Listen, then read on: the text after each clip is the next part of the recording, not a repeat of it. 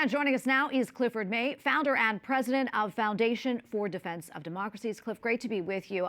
First, I want to start off with French President Emmanuel Macron. He's saying that he's open to the idea of France protecting European allies with its nuclear arsenal. I want to get your thoughts on that, and how realistic is that offer? Well, I'm not sure it's very realistic. I'm not sure exactly, and this is not uncommon with Emmanuel Macron, exactly what it is he's suggesting. What the Europeans really need to do right now is they need to take leadership in terms of helping Ukraine defend its independence, its sovereignty, its own land, its homes and people. There are a number of ways they can do that. One is simply with arms and with money for arms. One thing I suggest in a column I wrote this week for the Washington Times, it's not originally my idea. Historian Neil Ferguson has mentioned it. There's about $300 billion of confiscated Russian funds being held in Europe right now.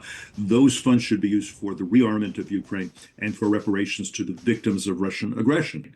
Cliff, I know you also wrote in that op-ed piece in the Washington Times that you referenced that if Russia does succeed in winning this war, well, that could be a threat to America's national security interests. Explain that to us.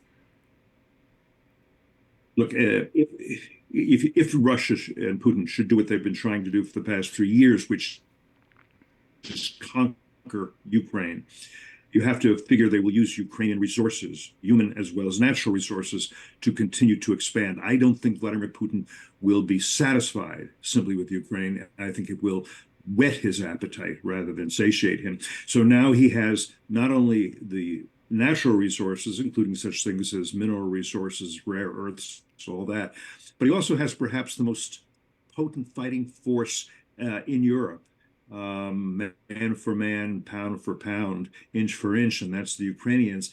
You put bayonets in their backs and you point them towards NATO members, and those NATO members, we do have an obligation to defend. That's what NATO's all about. It's a collective security agreement.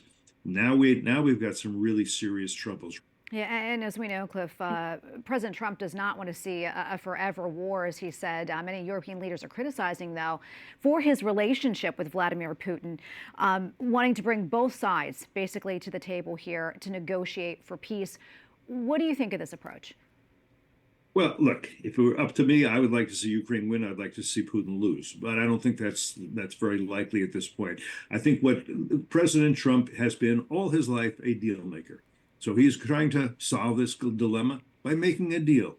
And he figures, to make this deal, I need to be the mediator. I need to be the honest broker. To do that, I can't be seen as partnering with Vladimir Zelensky, and I can't be antagonizing Putin. In fact, I'm best off flattering him because he'll respond to that.